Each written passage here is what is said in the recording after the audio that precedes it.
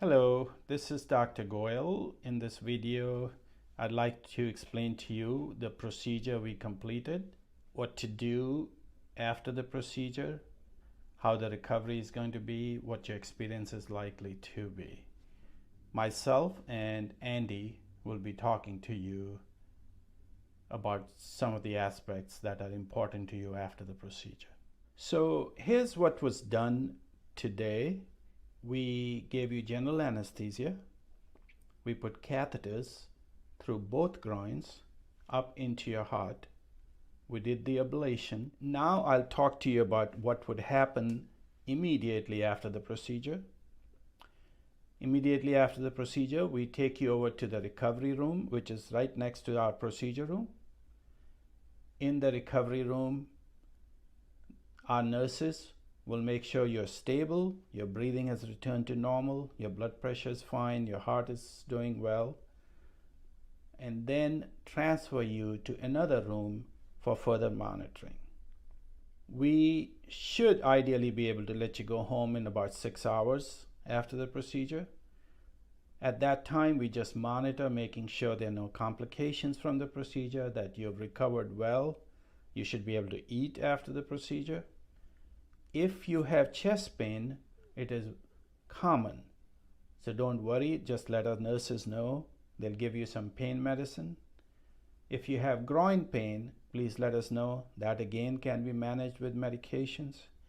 They'll have you walk about an hour before you go home and make sure you're stable.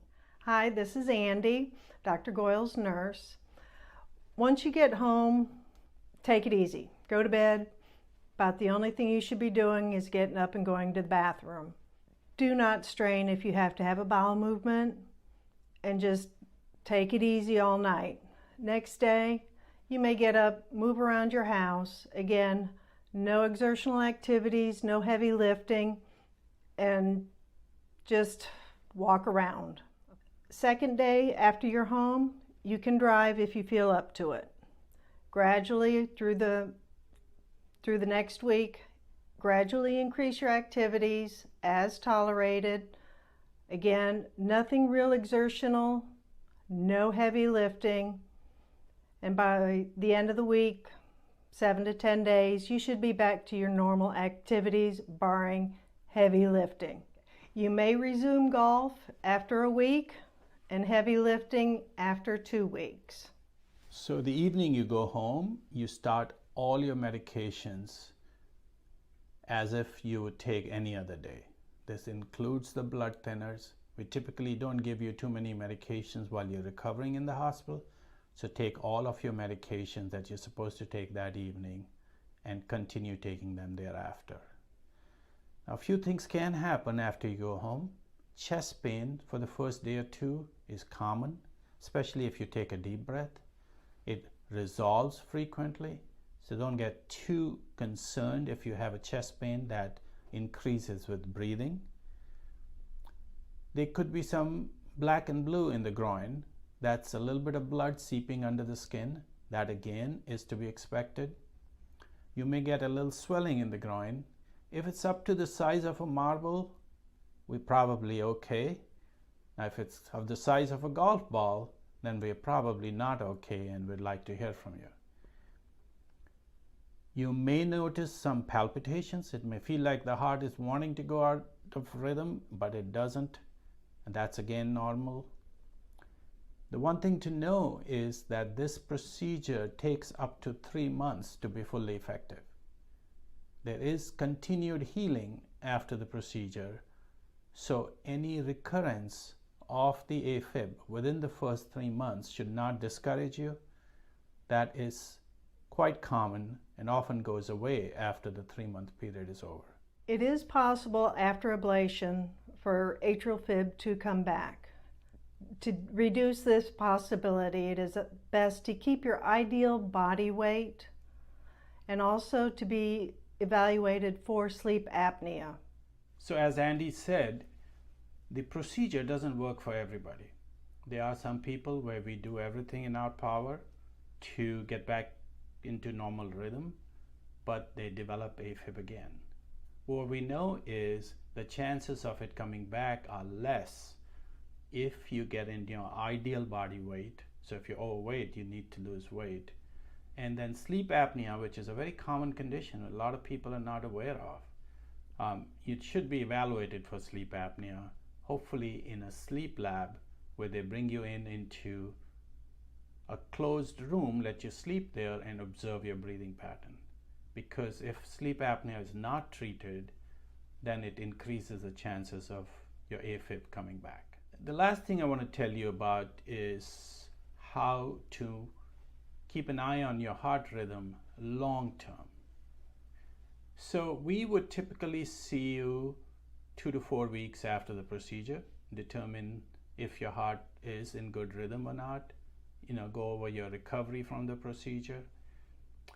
But ultimately, the long-term monitoring of your heart rhythm can be helped by some efforts made by you.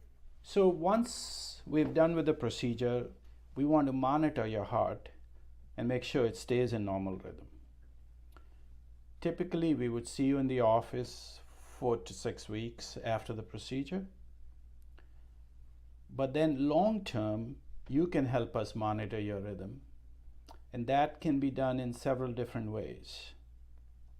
One option is to have your blood pressure cuff tell you if you're in Afib or not. Some of the blood pressure cuffs have that capability of telling you if your heart rate is regular or irregular. So if you get one of those, that can give us some idea. The other option is to get a more sophisticated device. An Apple Watch 5 and above can record your heart rhythm and give you a warning if your heart is out of Afib. So that might be a good Christmas gift to suggest to your family members. The other option is something called Kardia, Kardia. You can get it from Amazon for $99. It also helps you record your heart rhythm and tells you if you are in atrial fibrillation or not. The very basic thing you can do is monitor your heart rate. If you find that your heart rate always stays within a certain range and now all of a sudden it's much faster, then you're probably back in Afib. So one of these options might be a good idea to help monitor your heart rate. Hello, my name is Shatavia. I am Dr. Gold's scheduler. So if you need any appointments, any information about the procedures, you can call me at 352-751-3356, extension 3312. Hi, my name is Veronica. I am Dr. Goyle's medical assistant. If you have any clinical questions Monday through Thursday, please call 352-598-5507. And any medical or clinical questions on Friday, Saturday, or Sunday, you will need to call the main office at 352-751-3356.